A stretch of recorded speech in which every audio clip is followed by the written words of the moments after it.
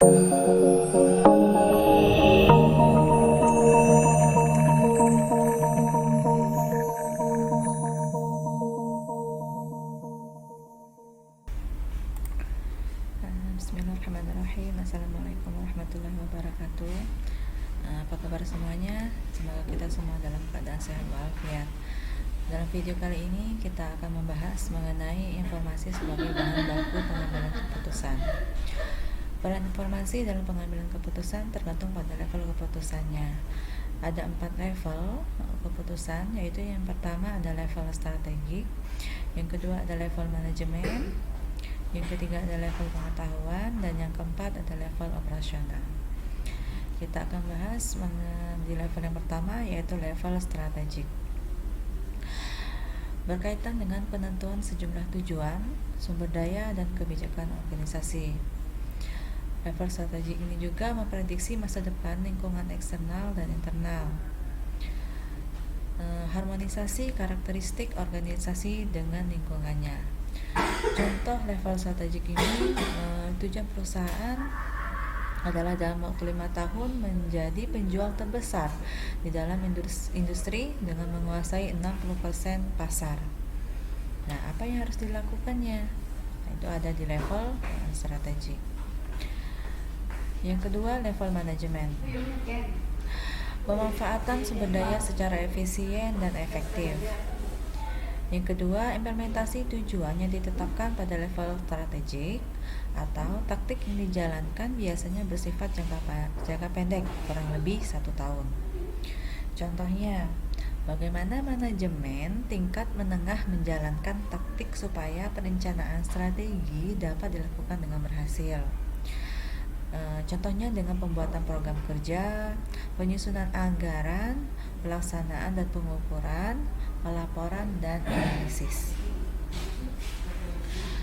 Yang ketiga, level pengetahuan. Penilaian kembali sejumlah ide baru dalam menghasilkan produk, jasa, atau barang. Penentuan cara untuk sosialisasi ide baru, dan penentuan cara untuk distribusi informasi. Level yang keempat yaitu level operasional. Menentukan cara terbaik untuk menerapkan tugas khusus yang telah ditetapkan. Yang kedua, mengalokasikan sumber daya sesuai dengan arahan level manajemen dan strategik. Contoh level operasional ini, pengawasan terhadap program dan seluruh anggaran yang dijalankan sesuai dengan rencana strategik. Selanjutnya, kegunaan ICT dalam dunia kerja. Yang pertama, kemajuan teknologi komunikasi yang cepat dapat mempermudah komunikasi antara suatu tempat dan tempat yang lain. Yang kedua, semakin maraknya penggunaan teknologi informasi akan semakin membuka lapangan pekerjaan.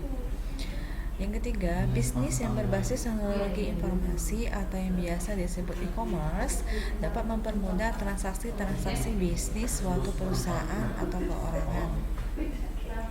Yang keempat, informasi yang dibutuhkan akan semakin cepat dan mudah diakses untuk kepentingan pendidikan. Manfaat ICT dalam perusahaan. Yang pertama, yang tadinya manual menjadi otomatis, dan hal ini mengurangi biaya untuk tenaga kerjanya, biaya untuk kertas, alat tulis, dan lain-lain. Yang kedua, waktu mengerjakan yang lebih cepat dengan adanya IT. Sebab dengan IT ini akan memperpendek rantai birokrasi yang tadinya selesai dalam 1 minggu, dengan IT hanya butuh waktu 1 hari. Apabila waktu tadi kita konversikan ke biaya, maka akan mendapatkan penghematan sekian rupiah. Yang ketiga, pengambilan keputusan yang lebih cepat. Karena dengan IT, maka data yang dibutuhkan dapat diperoleh dengan cepat. Hal ini tentu saja akan menjadikan perusahaan menjadi lebih kompetitif. Sebab dampaknya akan sangat besar, bisa jadi karena pengambilan keputusan yang lambat, sebuah perusahaan akan kehilangan banyak order. Yang keempat, dengan penerapan teknologi IT, kita akan dapat menghemat biaya promosi dan pemasaran. Karena promosi lewat website akan sangat murah dan konsumen dapat melihat profil perusahaan dari mana saja di seluruh dunia.